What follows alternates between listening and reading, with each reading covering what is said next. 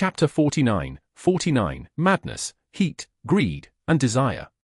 Chapter 49, Madness, Heat, Greed, and Desire. We won. Damn it, we won. Take that, you Aspen bastards. Victory brought cheers. Cheers ignited heat. Heat bred madness. The fiery excitement intertwined with the battlefield, enveloping it in a feverish storm. When does the greatest triumph on the battlefield occur? When pursuing the tails of a fleeing enemy. Norelia fiercely bit down on Aspen's retreating rear. Hurrah! The joy of victory overtook the mourning for the dead, sweeping through their allies. Madness became inevitable. Just days ago, they had been on the brink of annihilation. The fear of death, delivered by the mist, was still deeply engraved in their hearts. And yet, on a battlefield where they carried that fear, their allies achieved an overwhelming victory. Glory to the Crimson Cloak Knights! Long live Norelia! The squires did not reveal their names. Instead, the name of the Knight Order resounded high in their place. Glory to the Crimson Cloak Knights! Those cheers, that heat, that madness. At the forefront of the battlefield, basking in all those accolades, stood the center of attention. Flap! A squire, his symbolic crimson cloak fluttering, raised a hand to respond to the cheers. Hurrah! Some soldiers, drunk on the thrill of victory, even shed tears of joy. Everyone shouted, intoxicated by the madness. Watching this, Incrid muttered quietly to himself. Me too. No one heard his words, yet within them lay his long-held dream. The madness and heat were infectious, and Incrid's heart beat faster. As the battle ended and the final night of the battlefield arrived, despite the number of lives lost, Incrid felt exhilaration. He recalled the words of a sword instructor from a major city, a man missing 3 fingers. A guy with no talent who still wields a blade?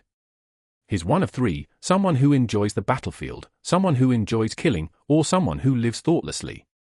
I guess I'm the type who enjoys the battlefield. He envied the cheers. He craved standing before them. It wasn't enough to simply wield a sword, he wanted to tear through the battlefield. His dedication to martial arts hadn't solely stemmed from a love for the sword. Reflecting on his contributions in this battle, Incrid realized his actions were nothing more than desperate struggles for survival. While he did earn merit by tearing the enemy's banner and breaking the curse's medium, it too was ultimately a frantic effort to survive. Yet, the surge of elation stirred something in him, something he had long buried due to a lack of talent. Ambition and desire. Knight. I will become one. I must become one. This was a moment of renewed determination. So damn noisy. I.M. wandered the battlefield absent-mindedly, digging his ear. He didn't seem to enjoy either the battlefield or killing. There was no exhilaration in him. Beside him, Ragnar yawned. Yawn. Isn't this over? Can't we just retreat tonight? As if they would retreat tonight. This guy must also be one of those thoughtless types. Meanwhile, Jackson was wiping his sword with leather, already tending to his weapon. Though he didn't express it outwardly, was Jackson one to enjoy something as well? Who knew? He was incredibly skilled at hiding himself. Damn, the battle ended so easily. Think it'll sell as a story or a song. Do you write songs, brother? Nope. I'll just get a bard to do it. But isn't it fraud to write a song about something you didn't even witness? Fraud? Oh, please, Odin. The exchange between Big Eyes and the devout squad member suggested they might even profit from the battlefield. It was said that on the day Incrid tore apart the curse's medium, the devout squad member's body was drenched as if he had bathed in blood. The implication was clear, he had fought ferociously. He seemed quiet and composed, but his raw power was undeniable. Why he stood on the battlefield remained a mystery. Incrid's thoughts trailed off. He imagined what might have happened if it had been one of his squad members in his place. If it were REM. He wouldn't have just ended it by piercing and tearing the banner. If it were Ragnar, Jackson, or Odin. They all would have fought better than he did. Next time, I'll do more. The thrill of the battlefield squeezed his heart, and the reaction gave rise to ambition within Incrid. As night fell after the battle, the command provided liquor and food. Salted rabbit and venison were served, along with potent spirits from large oak barrels. Alcohol, booze. REM and Ragnar went wild at the sight of it. I only drink wine, said the devout member, refusing the strong liquor. Jackson didn't touch alcohol at all. Women are better than booze, he shamelessly declared. Despite comments like this, women still flocked to him. Why? Must be the face, Ingrid thought. Even without trying, Ingrid attracted women too, thanks to his face. His well-trained, sculpted muscular physique was practically a weapon against women's hearts. This cheap liquor? I'm not drinking it. Big Eyes had refined tastes. As the night deepened, the battalion commander entered the barracks. Squad leader of the 444th.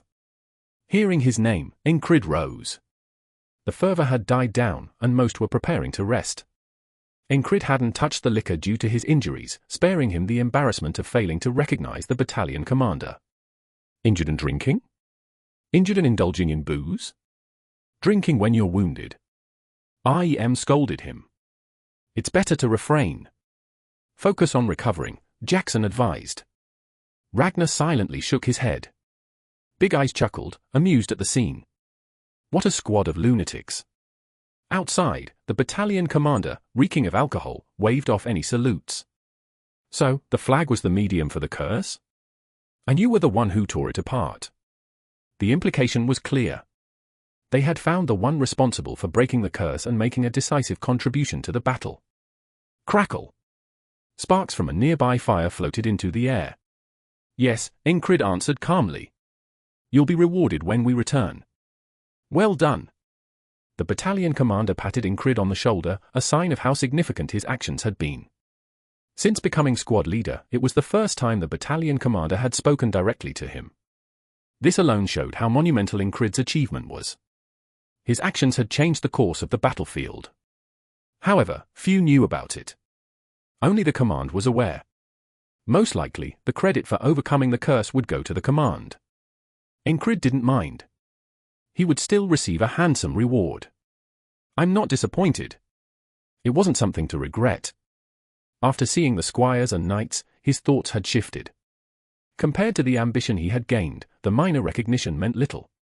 Good face on you, the battalion commander remarked before leaving. As Ingrid turned to return to the barracks, he heard the soft tap-tap of footsteps on the ground. What is it? When Ingrid turned toward the source of the voice, a pair of emerald-like eyes met his. Seen under the moonlight, they gave off an eerily ghost-like feeling. A beauty beyond human standards.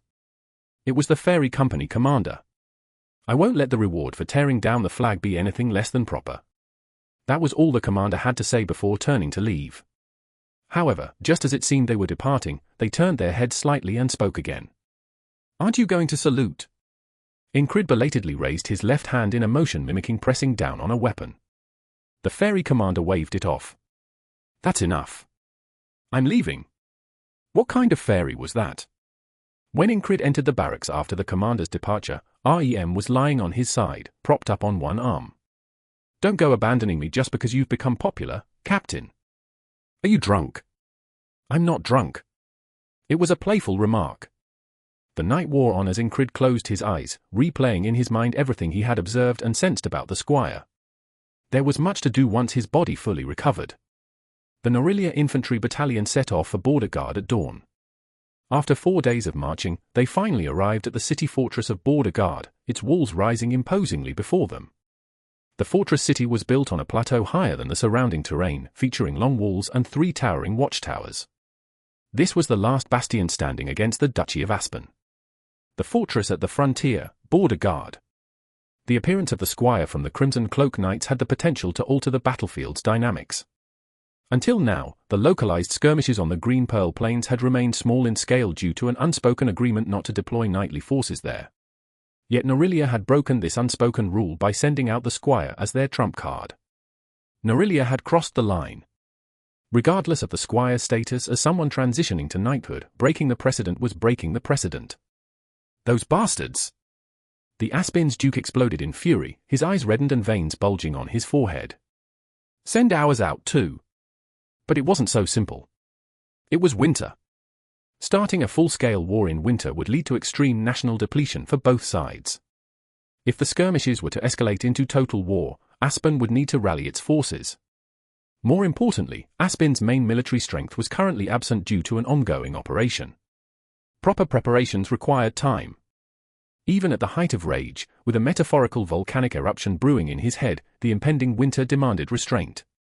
Norilia likely anticipated this, deploying their forces only in the final stages of the war.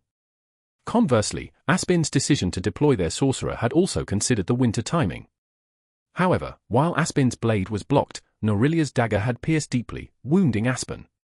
So much so that losing the arm entirely seemed a possibility. At least apply diplomatic pressure. Sending knights to the battlefield is a problem, isn't it? The Huria representative's reputation for fiery temper was evident as he seethed, though his voice didn't rise to a roar. It carried the simmering fury of boiling water. The Duchy of Aspin was a country founded on the strength of 3 houses. The ruling Aspin Duke, the martial house of Huria, and the administrative and diplomatic house of Ekins. Handling diplomacy fell to the Ekins family. The Ekins minister was in a bind. Norilia had sent a letter, conveniently timed with the deployment of the Crimson Cloak Squire. This perfect timing suggested that Norilia had carefully prepared their excuses. The letter claimed that a General Frog from Aspin had appeared in enemy territory, and the Squire was deployed in response. It was a plausible reason. Too plausible. Why did that damned General Frog have to show up there? Frogs were inherently whimsical beings. Putting them in military uniforms had always risked such issues. Even without the general, they would have found another excuse. The Ekins minister wasn't naive. Norilia's deployment of the knight wasn't a spur-of-the-moment decision. General Frog had merely provided a convenient pretext. Without him, they'd have concocted another. The bottom line. Aspin had been outmaneuvered. The root of all this trouble was the failure of the sorcery. Had the Mist of Massacre succeeded, the prolonged skirmishes on the Green Pearl Plains would have ended in a decisive Aspin victory, without the need for knights. The minister recalled a report that claimed a single enemy soldier had thwarted the sorcery. Failed vigilance, blaming it on one enemy soldier? Does that even make sense? Those involved in the failure would face consequences. The sorcerer, retreating after the failure, had been found dead. A bandit group had apparently crossed paths with the retreating party, leaving the sorcerer and their escorts all severed in half. Nothing is going right. Nothing. Are we just going to let this slide? The Duke's decorum shattered as he shouted in frustration. What had begun as a secret weapon proposed by the Ekins family in autumn had turned into a disaster. The stalemated skirmishes on the Green Pearl Plains ended in Aspin's defeat. 10 days later, Incrid felt his body had fully recovered. The first thing he did upon waking was seek out REM. REM. What's up? REM, having just returned from guard duty, stood before Incrid. Let's spar. What? Spar with me? Didn't you just recover? What did that matter? Incrid's body was itching for action. His expression conveyed his thoughts clearly, an ability in its own right. Using just his eyebrows and mouth, he communicated his unshakable determination. All right, let's do it. If you're eager, who am I to stop you? But don't cry when you get beaten. Bring it on, you arrogant barbarian. Oh, you looking to get your legs broken this time? REM responded to Incrid's provocation with a grin, and the two headed outside the barracks. Watching them go, Ragnar couldn't help but agree with one part of what REM had said. Among all the crazy people Ragnar had met, the captain was the most insane. For someone with minimal talent, how could he wake up and immediately demand to fight?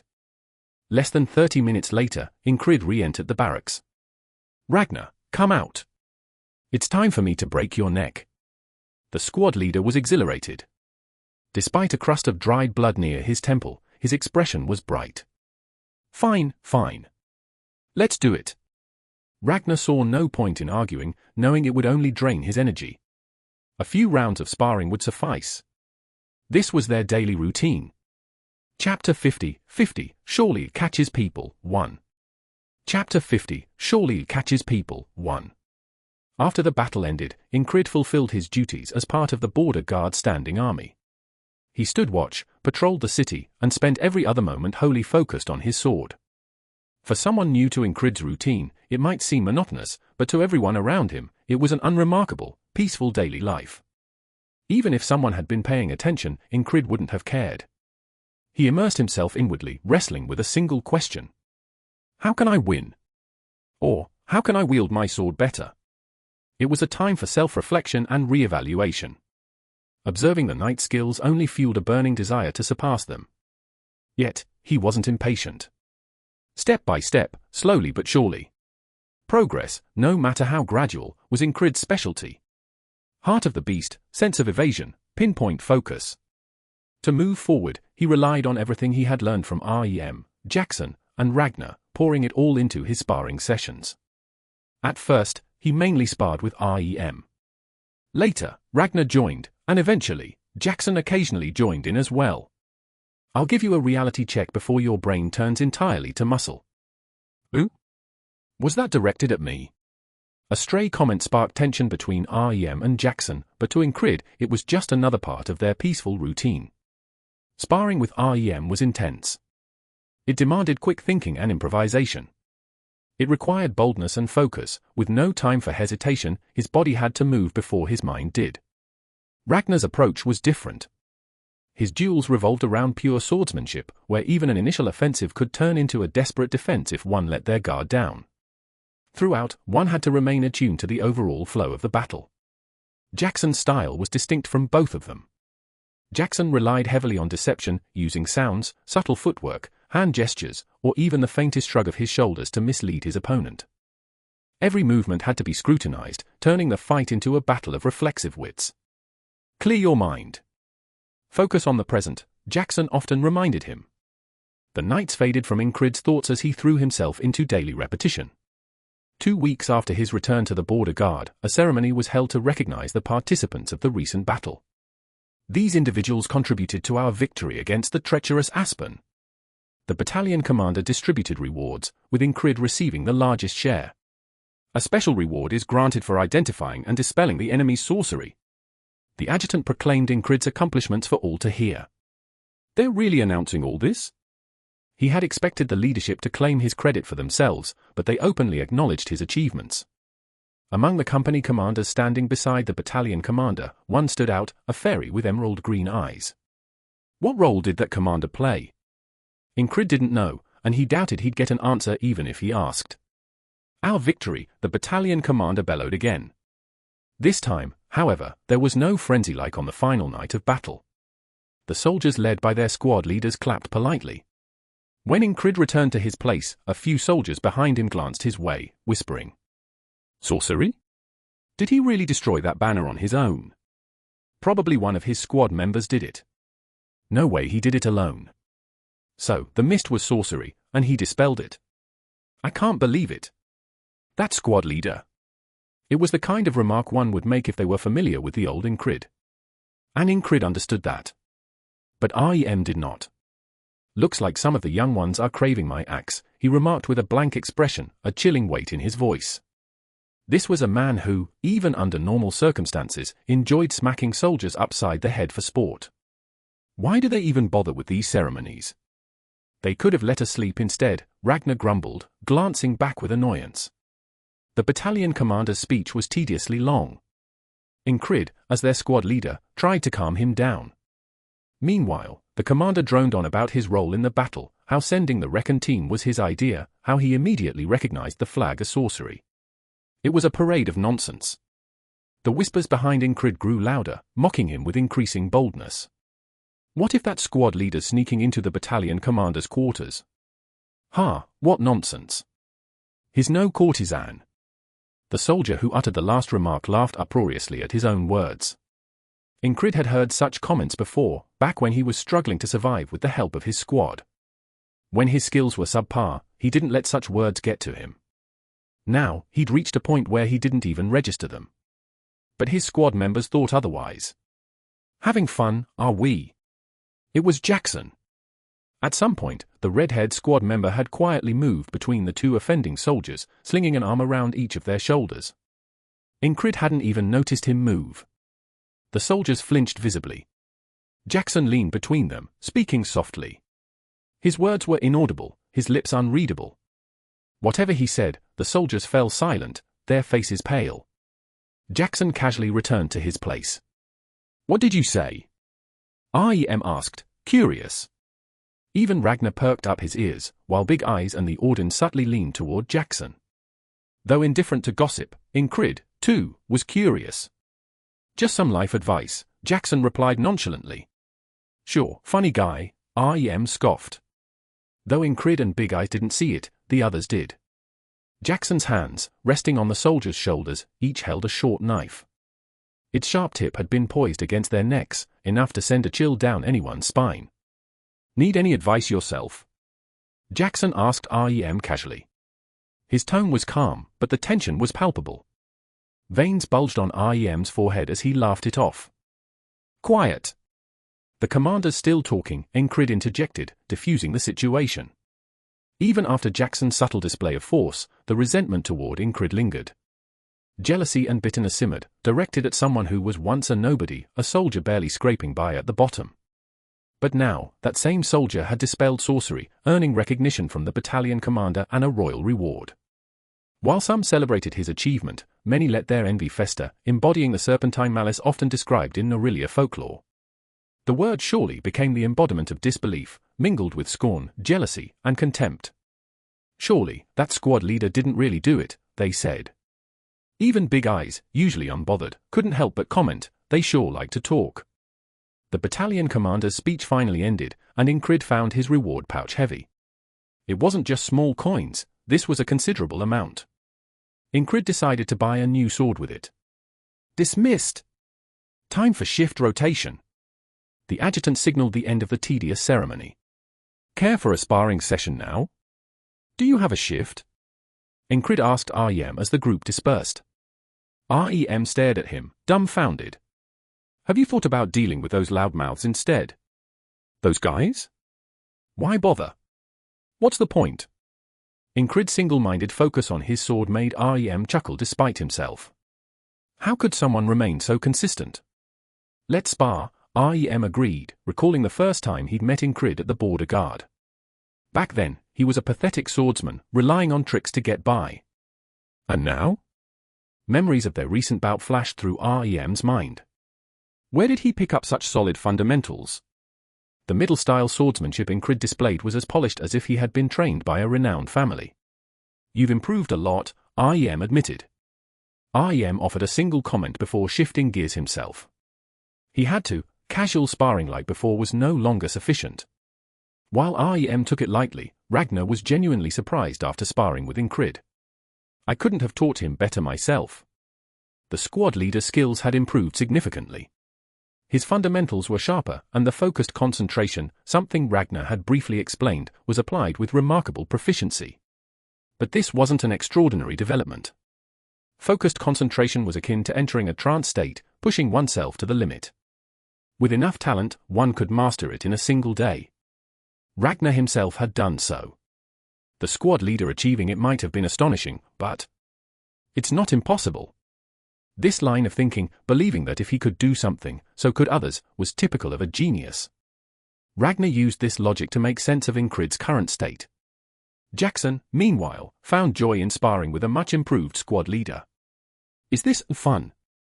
A sword, a spear, or even a dagger, what were they, if not tools designed to kill? Jackson had always seen weapons as mere tools throughout his life. Yet, oddly, after crossing blades with the squad leader, he felt a strange sense of relief. So much so that, for a brief moment, he forgot his own personal goals. It was puzzling, and because of that, Jackson wanted to support the squad leader even more. On the other side stood Audin Fumray, a devout squad member, staring intently at the squad leader. Audin's perception was sharp. To improve so much in a single day. Had the squad leader always been this gifted with physical abilities? If so, his skills should continue improving at this rate. But now, he seemed to have plateaued. All learning and practice inevitably hit a stagnation point, and Audin knew this well. Yet, whenever he observed the squad leader, something felt oddly out of place. There's something strange about this. Still, he dismissed it as nothing worth dwelling on, or perhaps a blessing from the gods. After all, Ingrid was someone who trained relentlessly, to the point that a single day often felt too short. If such a person didn't deserve divine blessings, who did? With these thoughts, Audin embraced the question surrounding the squad leader. God and man, blessings and curses, he pondered everything deeply. Seems like a good one. Ingrid purchased a sword. It's better than a good. That blade's mixed with Valerian steel, the blacksmith said, veins bulging on his forehead. Is that so? Ingrid replied, inspecting the blade closely. There was no bluish sheen typical of Valerian steel. Noticing Ingrid's expert examination, the blacksmith added, I said a mixed with, not pure Valerian steel. I see. Valerian steel was a renowned metal across the continent. Known for its high elasticity and resistance to breaking, a weapon forged from it rarely chipped. Once sharpened, it became a durable and reliable weapon. On the battlefield, a sturdy blade was as valuable as a dependable ally. Thus, Valerian steel weapons were highly sought after. While imperial steel was another option, it was never exported outside the empire. This made Valerian steel the best available alternative. I'll take it. Spending half his reward money on the sword, Ingrid drew a shake of the head from Kreis, the big eyes. Why spend so much on a sword?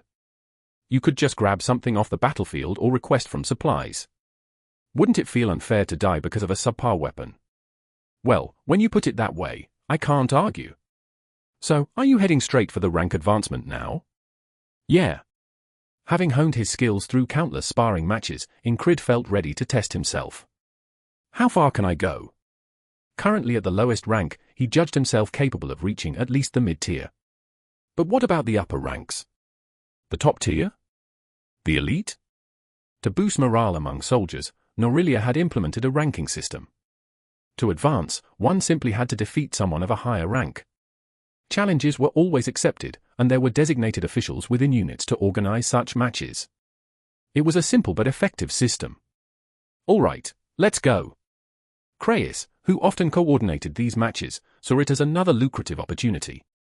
Betting was a common practice during these sparring matches, and the higher-ups turned a blind eye to the money-changing hands.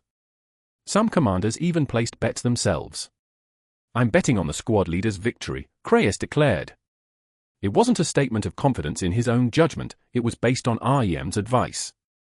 Always bet on the squad leader. That was all he needed to hear. And since REM didn't say such things lightly, Kreis trusted him. Just don't let me lose, he thought. Though he wouldn't confront REM directly, Kreis knew better than to cross him. When Ingrid approached the platoon leader to request a rank advancement match, the leader nodded. Fair enough. No need to stay at the bottom rank. With the platoon leader's approval and Kreis's coordination, the match was set up in the central training ground.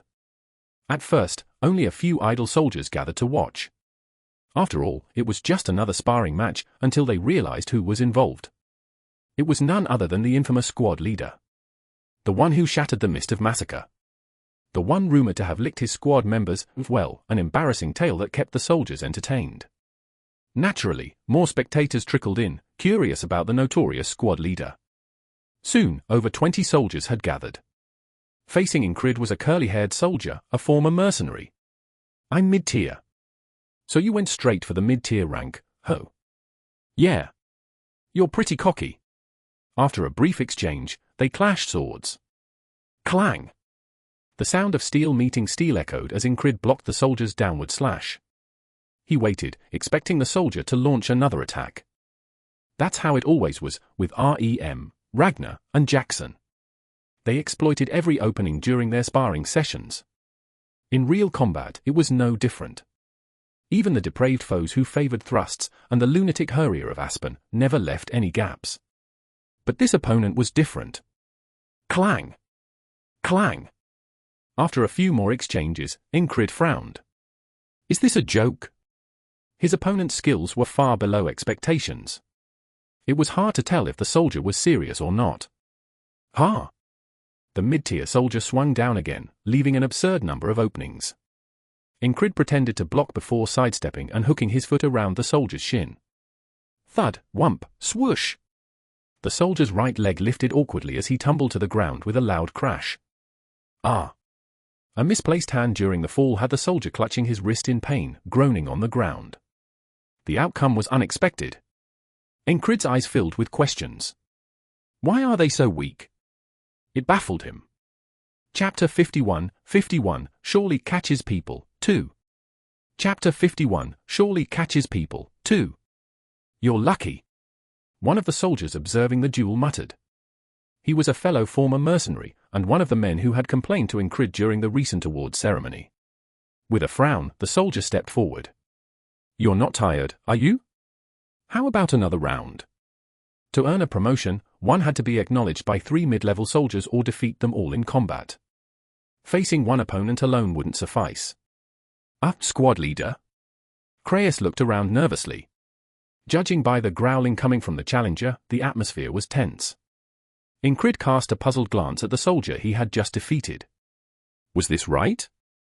All it had taken was a single trip, and the fight was over. The fallen soldier stood up, clutching his wrist. Lucky bastard. The soldier withdrew, still clutching his wrist, his expression showing pain so sharp it brought tears to his eyes. Well, it probably hurt. But not enough to make someone cry, surely. Ingrid shifted his gaze to his next opponent, adjusting his stance. I'm not tired. Good. Then I'll be your next opponent. Ingrid quickly replayed the previous fight in his mind. It was luck. His opponent had been so unprepared when he fell that he made no effort to protect himself. He hadn't anticipated being taken down at all. Why? The carelessness stemmed from underestimating his opponent. But could a single misstep decide the outcome? Was that even possible? No matter. He'd just try again to confirm. The new opponent drew his spear. The infantry battalion stationed at the border guard was composed of 2 primary unit types: light infantry and heavy infantry. Those who wielded long spears were typically heavy infantry, soldiers the border guard had invested significant resources in training. They held a higher status compared to the light infantry and were better trained and skilled. The opponent aimed a short spear designed for personal combat at Ingrid, spinning its tip in tight circles. Ingrid didn't let his focus be drawn by the spear's motion. When fighting, keep the entire body of your opponent in view. Ragnar had once told him. Ingrid adhered to that advice. Whoosh! The spear lunged for his side like a hawk diving for prey, a swift and precise thrust. Too slow. Compared to the piercing attacks from the earlier spearfighting enthusiast he had faced, this was sluggish. The trajectory was clear and easy to dodge. Shifting his weight onto his left foot, Ingrid twisted his body, sidestepping the spear while trapping it under his arm. Thunk! With the spear pinned, the opponent tried to pull it back, but Ingrid leapt forward, matching the motion. Who? The soldier, expecting resistance, was caught off guard as Ingrid's sudden momentum threw him off balance. Startled, the soldier raised his left arm to block.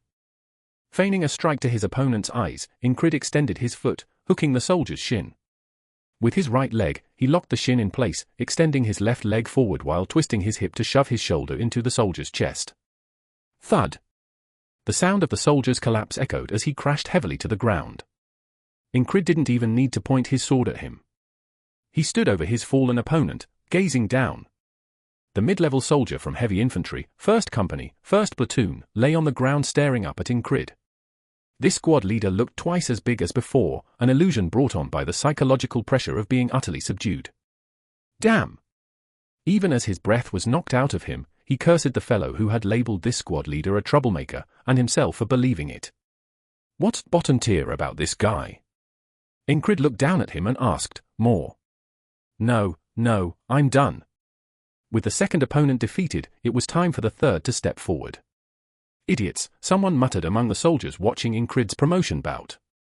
It was Andrew, the same Andrew who had accompanied Ingrid on reconnaissance missions. Andrew had already concluded back then that Ingrid's skills exceeded the mid-level standard, and now he seemed even more polished. His swordsmanship had matured significantly.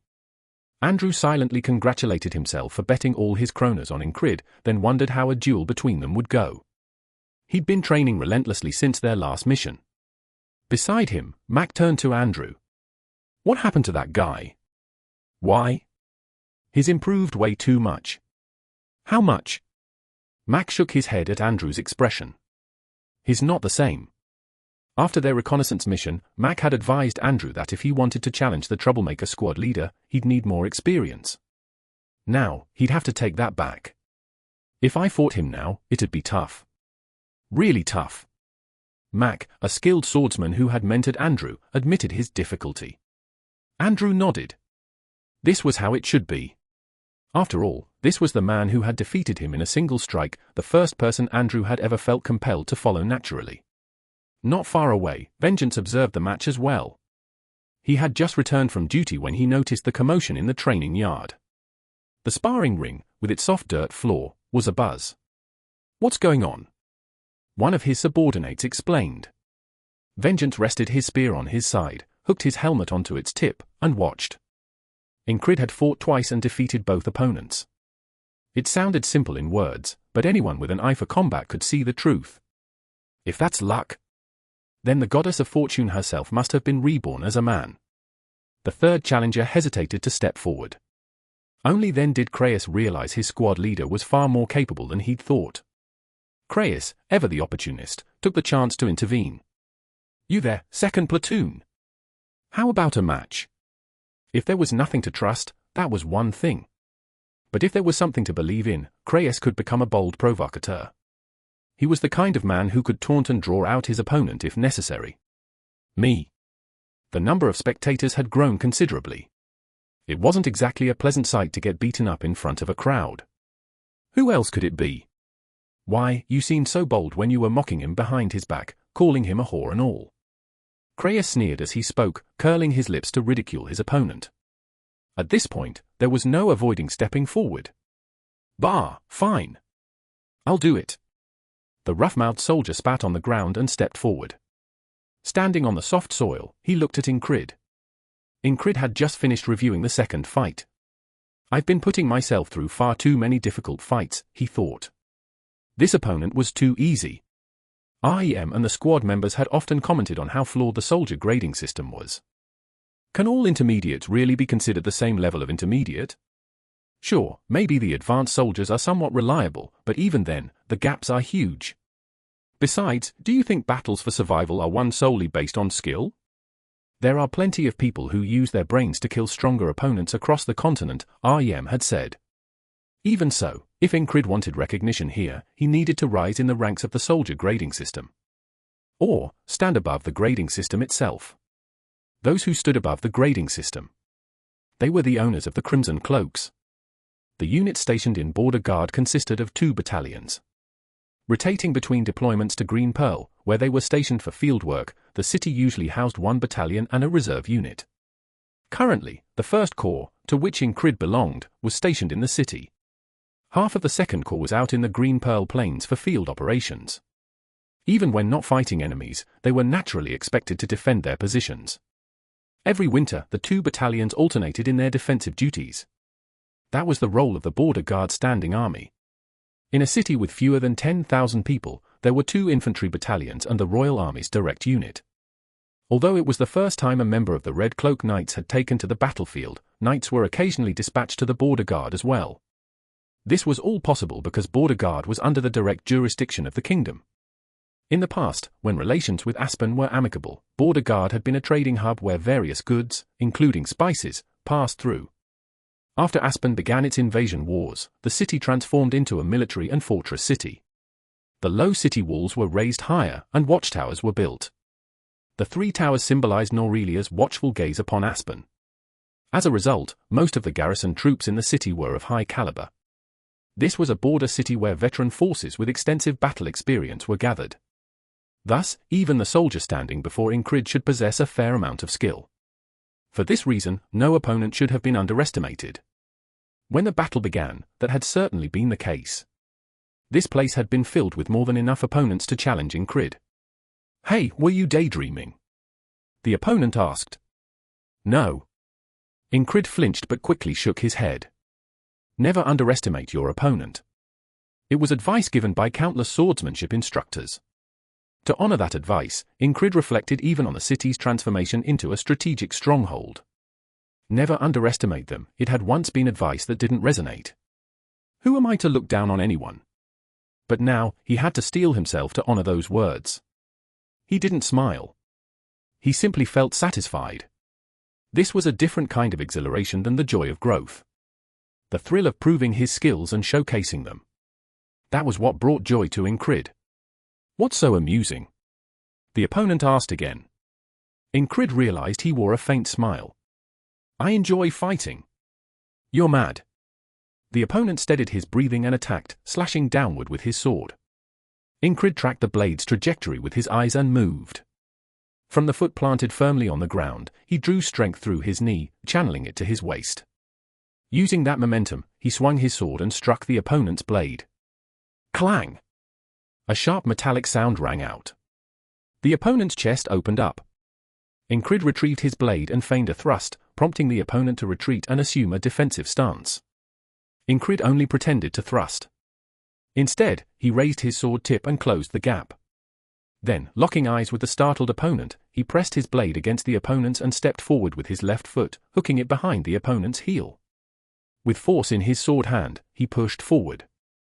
The opponent barely managed to pull his sword back to guard his chest. Blades locked together couldn't be used for an attack. The soldier was utterly helpless. Thud! The opponent, tripped by Ingrid's move, fell onto his backside. Ingrid placed his blade against the fallen soldier's crown. It all happened in an instant. With this third fight, Ingrid had clearly demonstrated his skills. The fallen soldier looked up, his eyes verifying the blade hovering above his head. I lost, the soldier admitted. Norelia had long revered strength. It wasn't called the Land of Knights for nothing. Andrew, Mac. Even Vengeance, who had been watching silently. The ferry company commander who had arrived unnoticed. Rem, Ragnar, and the troublemaking squad members. Even the soldiers who had once insulted Ingrid behind his back. No one spoke. The sunlight, angling from above, reflected off the blade and illuminated half of Ingrid's face. The faint sunlight, the stretching shadows, and the cold air that made his breath visible created an eerie spectacle. It felt like a strange illusion. In the center of the battlefield, Ingrid seemed to emerge from the torn flags that had been used as mediums for sorcery. The truth that everyone had refused to acknowledge had now solidified in their minds. The one who had shattered the mist of massacre and the sorcery that had threatened them was the man standing before them. I thought it was impossible. Someone murmured. It was an admission of the truth. When his skills were unknown, they could criticize him, but not now. Even the one who had insulted him spoke up.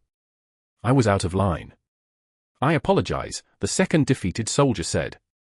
Ingrid nodded silently. Border Guard standing army was filled with such individuals.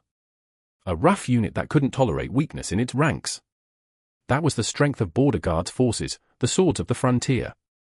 Conversely, once proven by skill, respect came swiftly.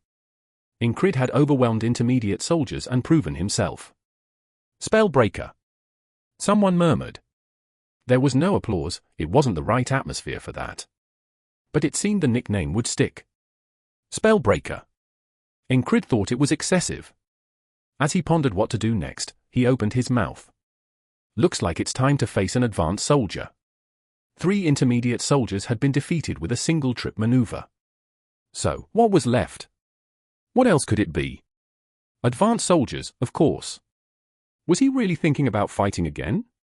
Creusa's wide eyes grew even wider. He thought Ingrid was truly an uncontrollable squad leader. Should another fight begin right away? As the thought crossed their minds. Whistle. A whistle broke the air as a soldier stepped forward, smiling faintly. This is getting interesting, the soldier said. He wore an eagle emblem on his epaulet, signifying that he was part of the Royal Army's Frontier Defense Force. This unit was as renowned as Aspin's independent company, the Grey Dogs. The Frontier Slaughterers, as they were called, a brutal and merciless force. With a total of 200 soldiers, all advanced rank or higher, this Royal Direct unit was feared even within the rugged Border Guard. And one of them had stepped forward. Chapter 52, The Turtle and the Frontier Slaughterer, 1. Chapter 52, The Turtle and the Frontier Slaughterer, 1. Why don't you try me? A soldier stepped forward as he spoke. His appearance was unassuming. He was slightly shorter than Ingrid but had a stocky build. In his lowered hand, a short sword with a sharp blue blade gleamed, reflecting the light. The Frontier Slaughterers, this was no ordinary unit. The Border Guard's defensive force was small yet elite. Despite having only 200 soldiers, the battalion commander and the Frontier Slaughterers unit leader were of equal rank.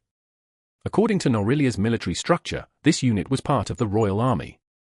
This meant they operated under a separate command structure, distinct from the 1st and 2nd Infantry Division stationed at the Border Guard. The frontier slaughterer soldier stared at Ingrid with dull eyes. It wasn't a provocative look. It was closer to the gaze of someone looking down from a position of superiority, tinged with arrogance. That expression stirred Ingrid's fighting spirit. It made him think, this will be interesting. Ingrid was thrilled. I can fight. Gone were the days of collapsing immediately under superior skill or being crushed by overwhelming talent before even beginning. Compared to his past self, who could only dream of competing, the transformation was exhilarating. Perhaps because they thought Ingrid hesitated, murmurs spread through the surroundings. Spellbreaker. The troublemaking squad leader. Let's see what he's got. Being from the frontier slaughterers doesn't make you invincible. Despite having had only 3 short sparring matches, voices of support rose for Ingrid. It was an unfamiliar experience for him. He had never encountered such a situation before, not even once in his life. Let's go. Show them. The flower of the battlefield is infantry. Now, they were even chanting infantry slogans. It was amusing since his opponent was also infantry. Still, the earnest support was palpable. The desire to fight and win burned within him. The mere thought of battling against an average soldier no longer satisfied his thirst. The combined morale of the infantry gathered behind him surged. A tingling sensation spread from his toes to his entire body. Observing from the sidelines, Vengeance understood the soldiers' cheers for Ingrid. It's no wonder. Even Vengeance had shouted encouragement to Ingrid. A lowest-ranking soldier who spent sleepless nights swinging his sword. A squad leader managing a group of troublemakers. His position had been insignificant, his skills pathetic compared to his efforts. That had been the general consensus. Others likely thought the same. But now? Ingrid, the troublemaking squad leader, was showing a completely different side. By displaying exceptional skill, he had proven himself. By breaking curses, he had saved allies and changed the battlefield's outcome, an undeniable reality. Even knowing this, no one had dared to believe it. But now the unbelievable had become reality. Now, everyone knew. The greatest contributor in the previous battle was none other than Ingrid. The battalion commander's commendation and a pouch of kronas were tokens of recognition. As with any military, the higher-ups took their cut. The current battalion commander, notorious for his poor reputation, was no exception. Rumors abounded that he saw soldiers as mere expendables. Among the soldiers who had started noticing Ingrid's skill was Bell, one of those he had saved with his shield from a deadly arrow. I knew it. From the moment Ingrid saved him, Bell had recognized his potential. The troublemaking squad leader was destined for greatness. Absolutely. It wasn't just Bell. Everyone who had unknowingly formed bonds with Ingrid now united in their support. At this moment, Ingrid represented the ordinary soldiers of the border guard. Buoyed by their cheers, Ingrid tapped his sword tip with his foot and steadied his stance. Simultaneously, he suppressed the electrifying excitement surging through him and calmed his breath. You're ready? There's no reason not to be. Ingrid's composed response made Torres, the frontier slaughterer soldier, think to himself. Interesting. The frontier slaughterers, there was a reason for the unit's nickname. Yet his opponent wasn't backing down. Instead, he stepped forward with a faint smile on his face. Amused, intrigued, and slightly annoyed, Torres wanted to show the clear difference between a regular soldier and a special forces operative. With a swift motion, Torres charged first. His speed was terrifyingly fast. Ingrid waited and thrust his sword straight at the center. A solid move, it forced the opponent to dodge left, right, up, or down. As soon as Torres evaded, a powerful follow-up would strike. But Torres didn't dodge. Instead, he aimed his short sword at Ingrid's incoming blade. When the blades met, Ingrid tried to overpower him, but Torres skillfully countered. Clang! Clang! Sliding his blade along Ingrid's, Torres twisted it upward, creating an angle that deflected the downward force. It was a textbook deflection maneuver. As sparks flew from their clashing blades, Ingrid didn't hesitate. He stepped forward with his rear foot and kicked. Thud! Just before his kick connected, Torres blocked it with his palm. The distance closed, to the point where even their swords couldn't fit between them. Torres dropped his short sword and lunged deeper into Ingrid's space, crossing his arms to grab his collar. He intended to choke him. Unbothered, Ingrid pulled his sword upward from between his legs. It was a bold upward slash aimed at Torres's back. Even if he got choked, he could leave a significant mark on the Special Forces soldier. But Torres twisted away, releasing Ingrid's collar and shoving his chest instead. Ingrid resisted the push, redirecting his sword into a horizontal slash. With Torres unarmed, the outcome seemed certain. Yet, in that moment, Ingrid experienced something new. His opponent vanished. Vanished? For a split second, his concentration faltered.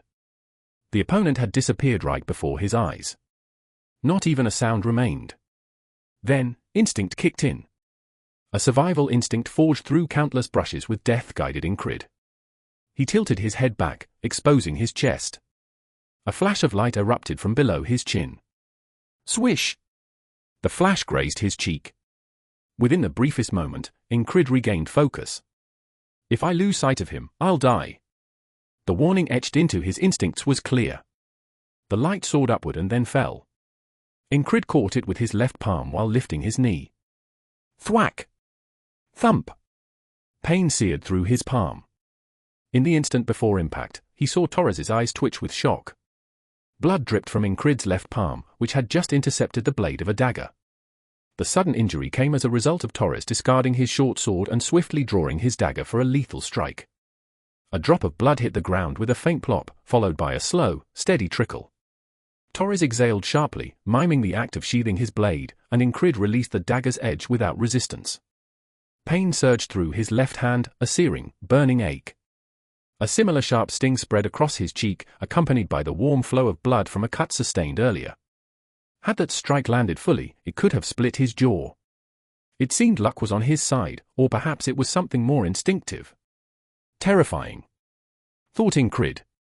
You've got some luck, huh? Torres remarked, his voice cutting through the tension.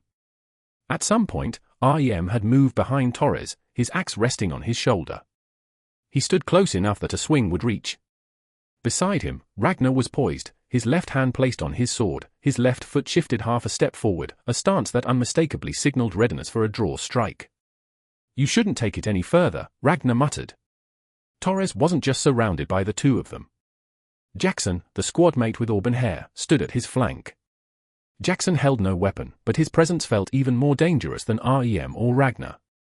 The culmination of their earlier sparring had left Ingrid's instincts hyper-aware, warning him of the risks around every corner. And there was more. Ingrid's gaze dropped between him and Torres to find a slender, leaf-shaped blade, clearly of fairy craftsmanship, wedged between them. That's enough, platoon leader of the frontier slaughterers, came the calm but firm voice of the fairy commander. Her blade had slipped between them unnoticed. Why so tense? It's just sparring.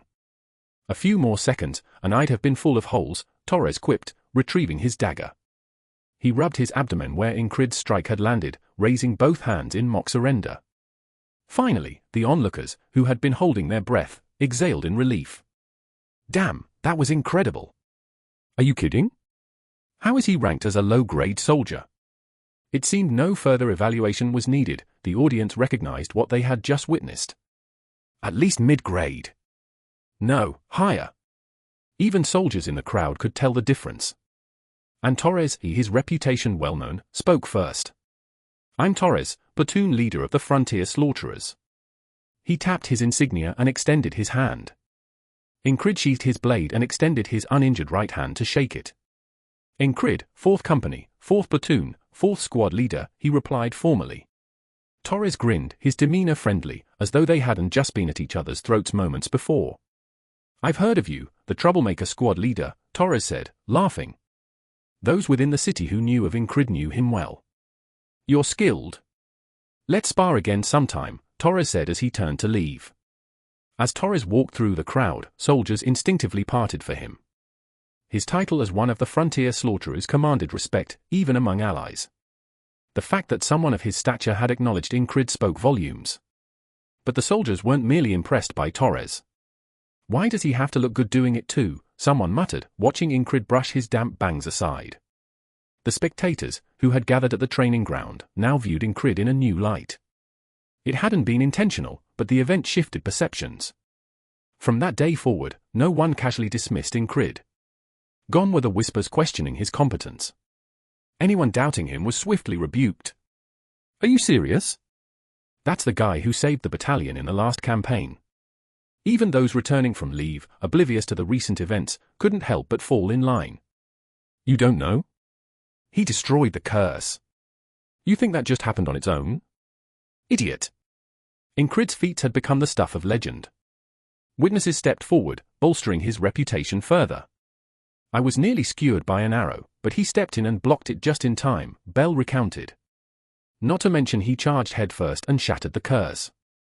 I saw it with my own eyes. Andrew confirmed. Even Andrew's caretaker, Mac, added he always took on the riskiest missions during Recon. And his swordsmanship?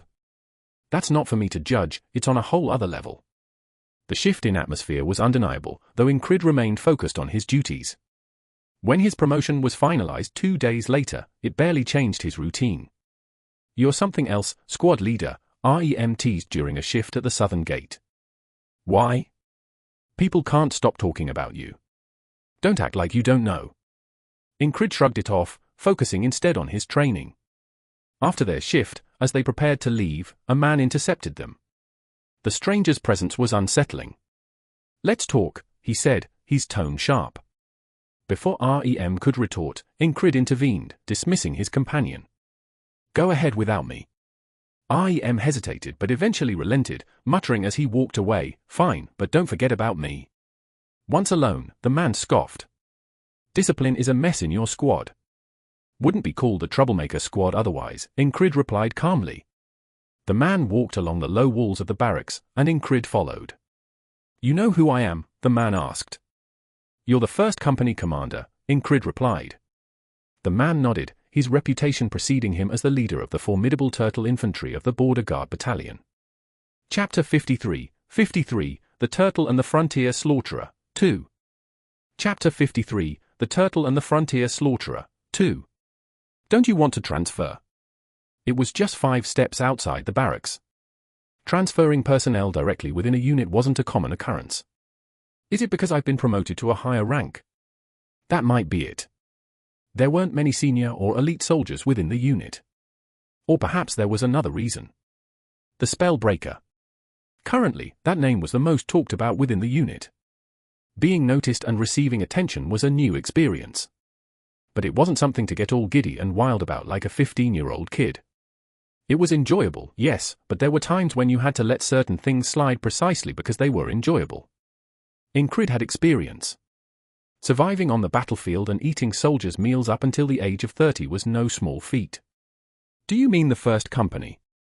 Do you think I'd come all the way here to assign you to that idiot Polto's company or Ren's company? Polto and Ren were the captains of the second and third companies, respectively. Join my company. Incrid's promotion duel had left a deep impression on everyone. Among them, Graham, the commander of the first company responsible for the heavy infantry, had taken a particular liking to Incrid. Graham was already well known within the army for valuing talented soldiers. He was even considered a candidate for the next battalion commander. Coming from someone like him, this proposal was no small matter. The first company, famous for its heavy infantry, was the core of the Cyprus Division and an elite unit within the army. But Incrid shook his head. I'm sorry. It was a polite yet unmistakably firm rejection. Rejection? Why? If you're worried about souring relations with your current commander, I can smooth things over. It's not that. Incrid's reply was so calm that it bordered on detached. There wasn't even a hint of hesitation. Graham furrowed his brow before relaxing it again. You don't seem the least bit interested. Do I? Graham gazed at Incrid, who returned the look as if wondering if there was more to say. You really don't. Graham realized this wasn't a matter to be resolved through pressure or persuasion. Very well, then. Incrid placed his left hand on his left waist and gave a military salute with a slight bow. Graham mirrored his gesture precisely, as if reflecting Incrid's actions in a mirror. Placing his left hand on his waist, he returned the salute. Then he spoke. Thanks. Thanks? As Incrid looked at him quizzically, Graham added. For saving my life. It's only right to say thank you. The Spellbreaker. That mist had been horrifying. The more capable a commander was, the more its power struck them to their core. The Fairy Company commander had cursed the battalion commander profusely during the battle. Graham, too, had hurled insults at the commander just as harshly. Idiot! Absolute moron! He'd shouted it openly in the middle of the battlefield. When there was no immediate danger, a commander could get away with only looking out for their own interests. But in a crisis, a leader's true competence became evident. The battalion commander was incompetent. At least, that was what Graham thought. The most infuriating part was that the commander had subtly claimed credit for the recent battle's achievements. Everyone in the unit who needed to know was well aware of the truth. The top contributor to the battle wasn't the battalion commander. The two men holding their salute silently relaxed their postures. Graham extended his hand first, and Incrid took it, shaking it firmly. Their handshake carried gratitude, lingering regret, and a mix of emotions. Go on, and don't forget how disappointed I am. Should I send REM in my place? Incrid joked. That bastard? No way. Graham feigned anger, glaring exaggeratedly. Both men parted ways with smiles. He seems like a decent guy. It was the first time Incrid had exchanged such words with the commander of the heavy infantry. He felt a sense of affinity with Graham. Although the barracks were right behind him, Incrid decided to walk a bit more. He strolled through the city, taking in its sights for the first time in a while. Before he realized it, he had reached the edge of the marketplace at the city's center. Even in a military city, it was natural for merchants and farmers to come and go. In reality, there were far more wandering merchants than people working in agriculture. Border Guard was known as a military city near the frontier.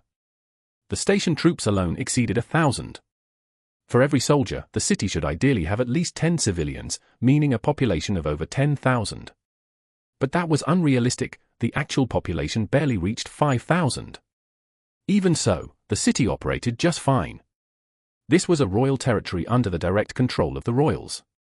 Thanks to royal support, Border Guard could sustain itself as a military city. That didn't mean the city could rely entirely on the kingdom. Agriculture and trade also played a part. The effort to attract trade caravans had reportedly been quite successful. Recently, even a few royal-sanctioned trade caravans had arrived, which might explain the marketplace's unprecedented bustle. The innkeepers must have been thrilled. Big Eyes had been going on about it non-stop. No wonder they're so happy. The influx of people was obvious. More trade meant more joy for innkeepers. After all, one of Border Guard's main industries was lodging. A key trading hub. One of the city's strengths was its robust security, made possible by the overwhelming number of professional soldiers.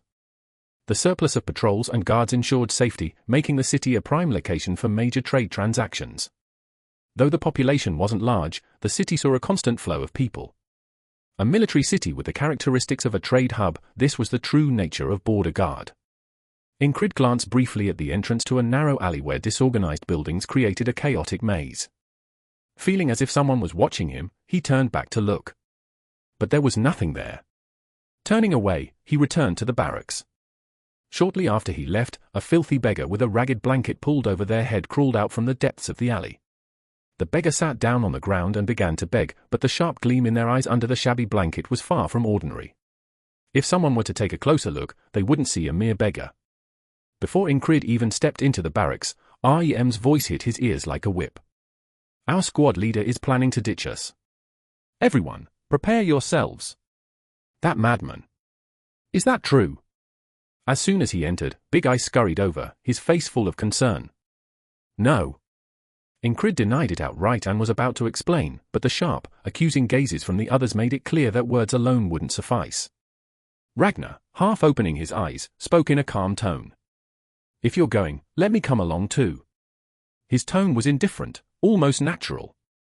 Yet, Ragnar, being inherently lazy, wasn't the kind to follow orders readily, let alone suggest such a thing. Was there any squad that would willingly take in someone like Ragnar? Squad transfers are a common thing, Jackson chimed in, casually checking his belongings as if ready to pack up and follow at a moment's notice. Jackson was slightly better, but still. Not by much, Incrid thought. After all, there was a reason why they were in this troublemaker squad. Though Jackson adhered to his duty hours, he often skipped training or disappeared without notice, making him a frequent subject of search efforts. He's friendly, sure, but only to a select few. Jackson's selective warmth made it clear he wasn't someone who easily blended into a unit. Unsurprisingly, few commanders welcomed him. You're all mad. Who's going to accept you lot? Even if they take the squad leader, you're poison to his career. Stay here. I'll follow him alone and clear the way for him. REM puffed out his chest and stood in front of Incrid, his booming voice filled with bravado. No, you're the biggest problem here, Incrid thought, stifling a laugh as he watched REM's broad back. No commander, especially the captain of the heavy infantry, would accept REM, a man infamous for assaulting his superior officer in the 1st Battalion. Many in the unit didn't just dislike REM, they outright hated him. As for Ragnar and Jackson, they probably wouldn't be accepted either, but if someone were to rank liabilities, REM topped the list. You're definitely not right in the head, Ragnar remarked lazily, scratching his hair, which looked like it hadn't been washed in days. I've seen guys like you before. They never make it past 30. Does that mean he's about to die? Jackson quipped, picking up Ragnar's comment effortlessly. Strangely, the two were in perfect sync during moments like this. Was REM really 30? Incrid glanced sideways at him. The man, a rugged migrant from the western tribes, was clearly annoyed, his lips twitching with barely contained anger. Squad leader, how about we kill those two and leave together? REM asked, deadpan. Where would they go? And why kill anyone? No, Incrid said firmly. It was best to de-escalate things before a full-blown fight broke out. I'm not going anywhere. As he tried to calm the situation, Big Eyes nodded. Really? Despite his assurance, the others were slow to back down. Just as Incrid was preparing to physically intervene, there was a knock at the door. The squad's religious member wasn't in, but it wouldn't have been him knocking on his own door. That meant it was a visitor. Incrid signaled Big Eyes to open the door. Who is it? Creyas asked. Turning toward the door, Incrid saw Torres, a member of the Frontier Defense, standing beyond the flimsy wooden frame, his uniform adorned with the eagle insignia. We meet again, Torres greeted, raising a hand casually. Incrid saluted with his left hand, pressing it to his waist. Can we talk for a moment? With me? Who else? Incrid blinked a few times, pointing at himself, then nodded. As he turned to tell the others to stay put, he froze. REM, Ragnar, and Jackson had silently risen and stood behind him. Their movements were so quiet and swift that even Incrid hadn't sensed them. It's that grabby guy from before, REM growled. Ragnar and Jackson simply stared, silent but watchful. Raising both hands in mock surrender, Torres said, I'm not here to fight. The air between the four men grew tense, heavy with the unspoken threat of violence. Torres was the first to break the silence. So this is the infamous troublemaker squad. No hesitation, no reasoning, just ready to pounce, huh? Annoyance flickered across his face, but Incrid stepped between them, shielding his squad from Torres' gaze. Let's talk outside, Incrid said, keen to avoid any unnecessary chaos. As they left the barracks, REM let out a derisive snort behind them. Walking a few paces ahead, Torres frowned and muttered, what's wrong with them? They all seem pent up. If they're so worked up, send them to the red light district instead of spilling blood. Torres had seen something Incrid hadn't. The moment the door opened, REM had moved first, his steps heavy with menace as he positioned himself behind Incrid. Next, the man who had been lounging on the bed stood, gliding silently into place. In that instant, Torres saw an impenetrable shield form before Incrid. And the last one, the red-haired man, had moved so quickly that even Torres missed it. By the time he realized, he too was standing guard, his gaze drilling into Torres. The killing intent was palpable, slicing through the air like a blade. From mere foot soldiers. The troublemaker squad's reputation was well known, but their skill had caught Torres off guard. Had Incrid not intervened, the situation could have spiraled out of control. Let me be direct, Torres said, steadying his breath. He delivered his mission with confidence. Join the Frontier Defense. The offer wasn't just any transfer, it was a chance to serve in the kingdom's elite forces, a step above the cumbersome heavy infantry. Well? What do you say? Torres' pride as a member of the Frontier Defense was evident in his tone. Incrid studied him silently before asking, what does the Frontier Defense stand for? What could he achieve as a soldier there? Where would it lead him? Incrid wanted to know. Chapter 54, The Turtle and the Frontier Slaughterer, 3. Chapter 54, The Turtle and the Frontier Slaughterer, 3. Direction is about having a goal, a purpose, or an objective. A hawk, flying over the green plains, passed overhead. The sound of the hawk's cry brushed between the two. It was a winter afternoon that wasn't too cold. Leaning against the wall of the camp, Ingrid responded to the suggestion with a question. Torres hesitated. He pondered for a moment before speaking. The soldier ranking system may seem foolish, but at least it sets one clear standard. What is a special class soldier? His voice was quiet, deep, and resonant, as if he could sing a low-tone chant. His usual thought solidified into an answer. Torres spoke with sincerity and conviction. It refers to someone who has reached the limit of human potential. They split their sleep and swing their swords until their hands bleed, right? As Torres spoke, he pulled Ingrid's hand. Ingrid willingly let his hand fall into Torres's. Turning Ingrid's palm over, Torres said, "Look." The palm was hardened, with calluses so thick they had cracked, evidence of countless days spent swinging a sword. There are many who put in this kind of effort. But how many of them have talent to go with it? Very few. Torres shook his head slightly as he spoke. His words were true. Ingrid knew well that he lacked the talent, which is why he had worked tirelessly for so long. Soldiers who have both effort and talent, who have reached the limit of human potential, come together in this group. That's the Frontier Defense Force. You want to improve your skills? Come join us. It'll fill the gap you're missing. He was asked about direction, but Torres said the group would fill the missing pieces. Ingrid had found his answer there. Looking into Torres's eyes, filled with passion, desire, and belief, Ingrid spoke. "I'm sorry. It was a rejection. It could have been an excellent opportunity. It was a perfect opportunity on the road to a dream that had been torn but never forgotten, or rather, a dream he couldn't forget. But Ingrid couldn't go. The Frontier Defense Force could be a step toward a higher place, but it couldn't lead to the world he was aiming for. Stopping at the limit is unacceptable. Reaching the limit wasn't enough. The Frontier Slaughterers, a group stationed in the Border Guard, was the most exceptional in terms of killing ability. But didn't one of its own members just say it out loud? The Frontier Defense Force was filled with those who had reached human limits. Ingrid's dream was higher than that. Of course, thinking that someone who hadn't reached their limit could surpass it was nothing but arrogance. But he couldn't leave without first pushing forward, not stopping midway before even reaching the destination. Ingrid shook his head. You know the characteristics of our unit, right? They turned regular soldiers into excellent killing machines in no time. He knew. There was no point in pointless training. This group was one that trained soldiers to a level far beyond the ordinary. But the method was the problem.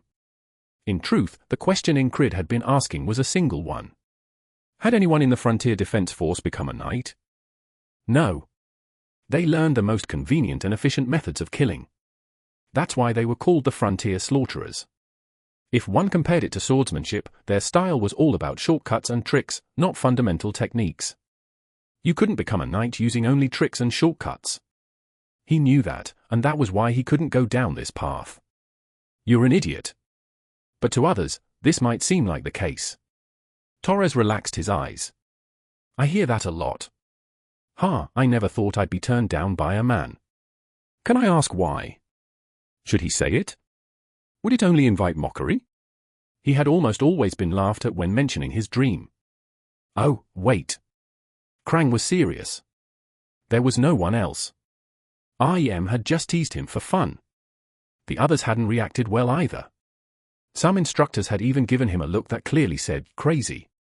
I want to go to a higher place than the Frontier Defense. But Ingrid said it honestly. He had nothing to hide or conceal. A higher place. I want a cloak. It didn't have to be a crimson cloak specifically, but it was an appropriate metaphor. The Order of Knights of Norillia was the only one of its kind. They were the King's Guard, draped in red cloaks, and they symbolized Norillia's military might. They were also the only unit authorized to bear the King's insignia. On their cloaks was the emblem of the kingdom, 3 swords crossed, shining brightly. The crossed swords and the mythological creature, the round-headed sun lion with a flame-like mane, were Norillia's symbols. He was saying he wanted to be a knight. Torres understood this well. And that's why he was taken aback. That's a bit much. Torres evaluated Ingrid's abilities. He was outstanding. At 30, he had become quite skilled for someone who had just discovered his talent. But that was about it. In fact, his skills were on the edge of being insufficient for the Frontier Defense Force. Unless he was talking about Incrid's squad members he had encountered earlier in the barracks. They won't make it. They were problematic for other reasons. They were all troublemakers. No matter how much trouble they caused, they still had to listen to orders to be soldiers. They weren't up to standard in that regard. If the blade I wield hurts me too, it's not a good weapon. It's something that needs to be discarded. Are you serious? Of course. He had been completely rejected. Torres nodded. He didn't want to crush the other's hopes with harsh words, but this one had to be said. You'll regret it.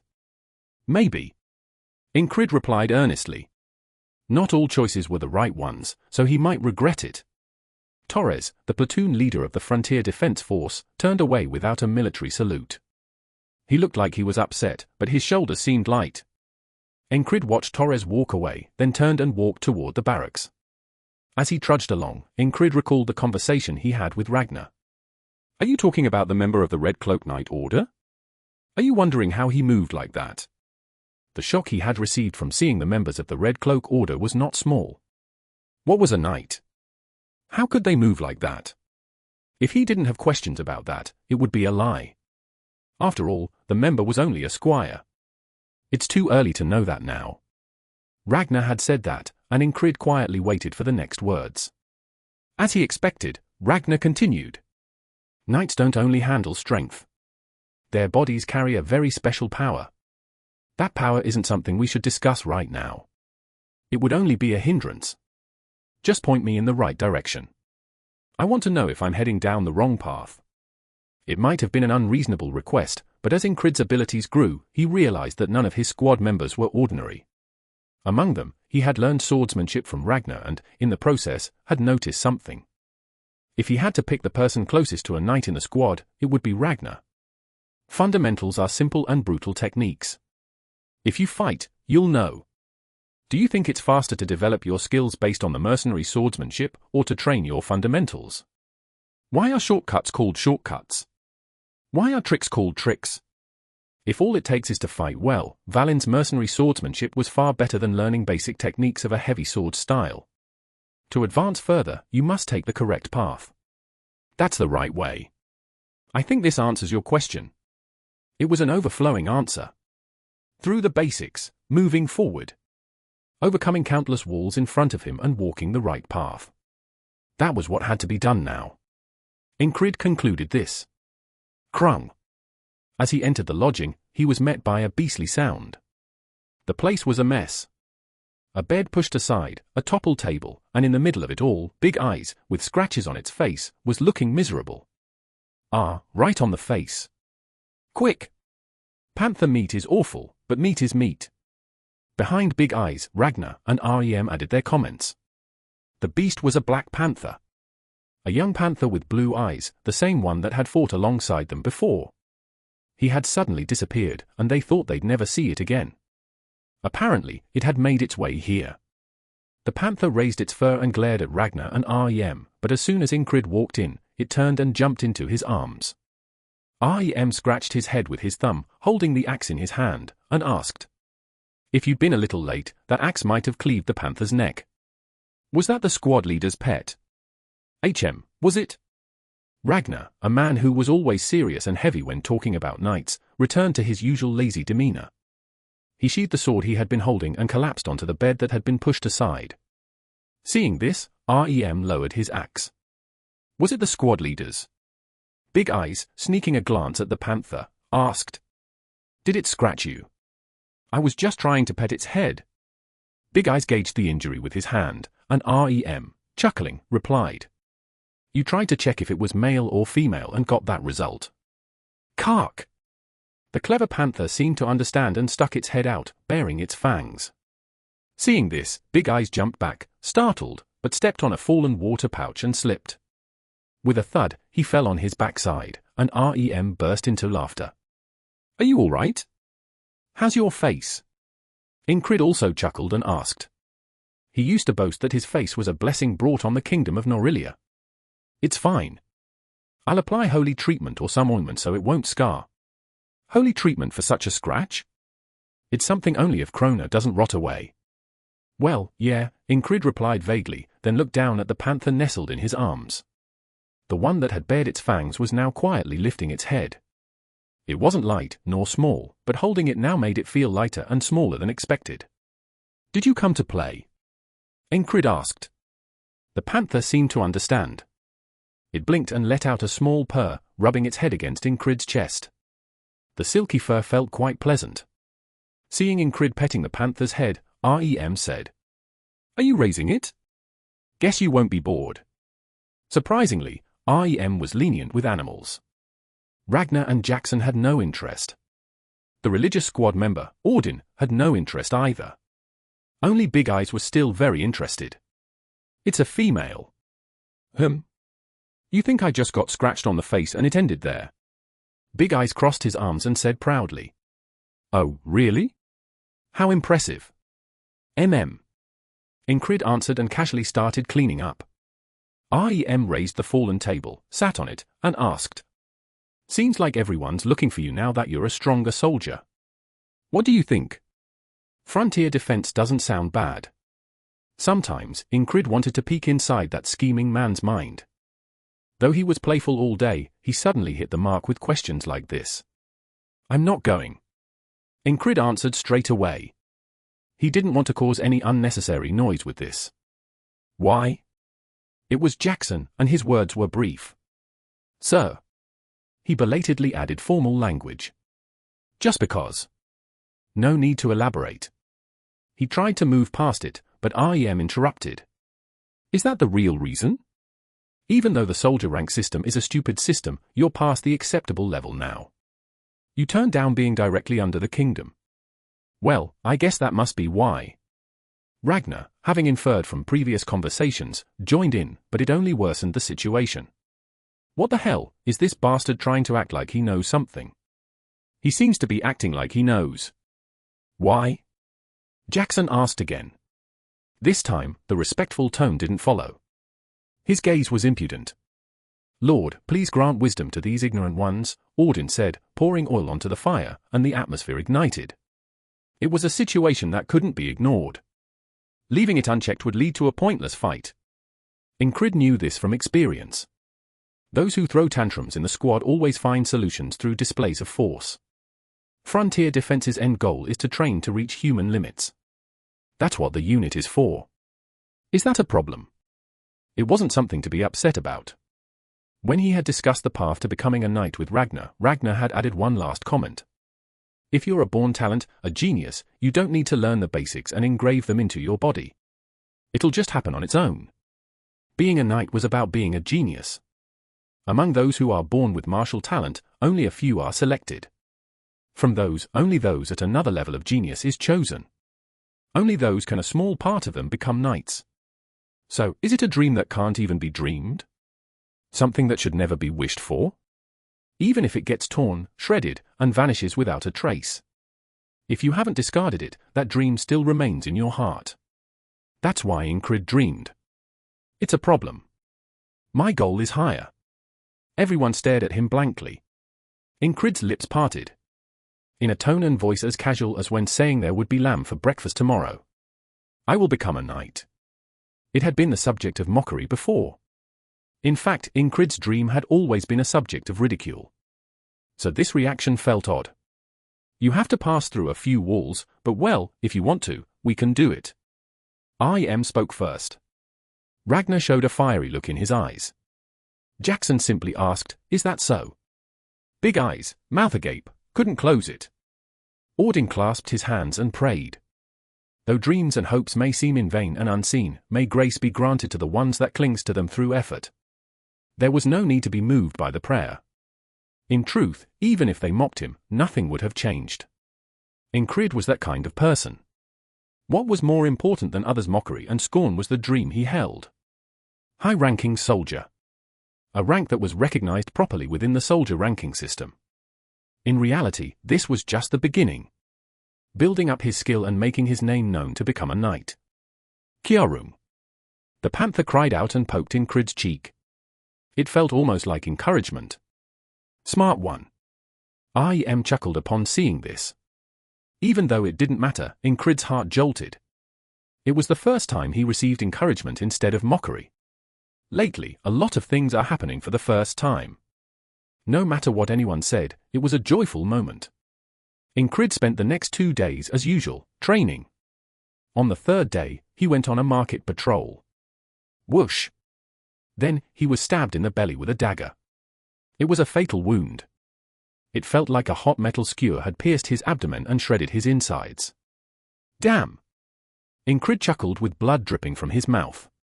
It was an utterly unexpected strike. A scream from a passing woman echoed in the market. As Ingrid, dying, heard the scream, he closed his eyes.